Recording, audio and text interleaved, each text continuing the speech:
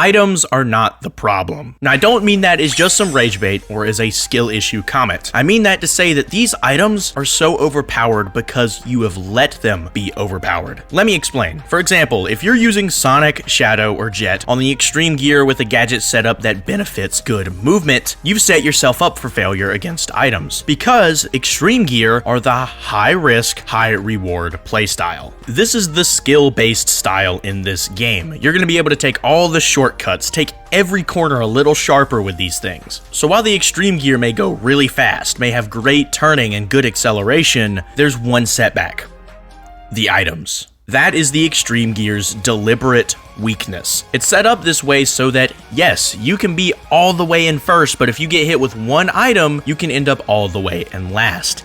And that's part of the extreme gear playstyle. And it took me a while to catch on to this, and I was starting to get worried about the items still being really busted, but I said, hold on, let me actually use the systems within the game to try and make the items less of an issue. So I used a power vehicle, a power character, and had a gadget set up to minimize all item damage. And the difference is night and day. For example, this is what it looks like to get hit by a pretty powerful item on the extreme gear. You just get totally obliterated by the item. I mean, you have to like earn your speed back. I mean, it's going to take you over 10 seconds just to get going again. Now, this is what it's like to be hit by that same item with my power build. It's almost like you didn't get hit.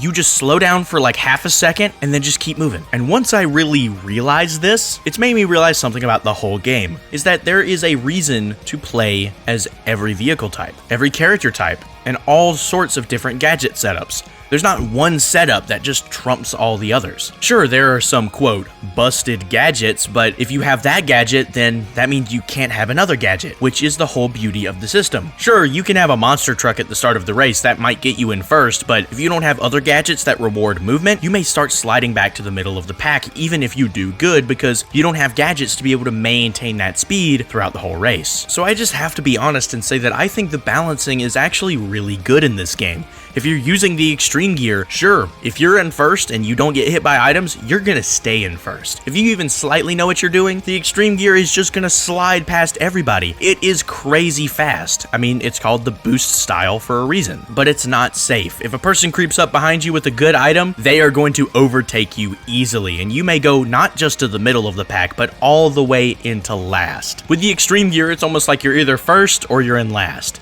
There's like no in between, which is, like I said, the risk and the reward. If you're willing to risk being bombarded by items and items being super damaging to you, if you're willing to risk that, then you're rewarded by being able to go just past everybody. You are way faster than everybody if you know what you're doing. So I have to say, that's what I'm really liking about this beta right now. The items have been a hugely discussed issue throughout this whole game, and I just have to be honest, I don't really think they're an issue. Sure, there are a few that I think should be tweaked a little. I don't like the stupid anvil one and the ninja star. Those are a little bit more busted than I think they should be, but I still have to say, the items being that bad to you is totally avoidable. The game puts these things in your hands. About 80% of the issues I've had in this game can totally be fixed with a different gadget and vehicle setup, because they're not really issues, they're just setbacks to certain playstyles, which is what I am loving about this game so much. And plus, come on, playing as Omega in this giant flippin' drill vehicle is like, this is like a pure power fantasy, dude. Like, look at this garbage, bro. Nothing is gonna stop me, bro. Whether you want to be a powerhouse just plowing through everybody or a super nimble, quick, and reaction-based style,